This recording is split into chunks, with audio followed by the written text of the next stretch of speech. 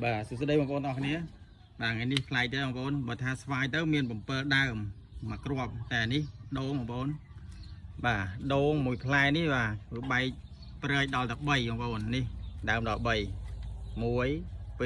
3បាទអត់ដែលឃើញបងប្អូនតែឃើញលើកទី1ដែរឲ្យវាផ្លែកមែនតែនត្មងនេះហើយនៅខាងបងប្អូនមានធ្លាប់ឃើញចឹងបងប្អូនបាទឆ្ងល់ថា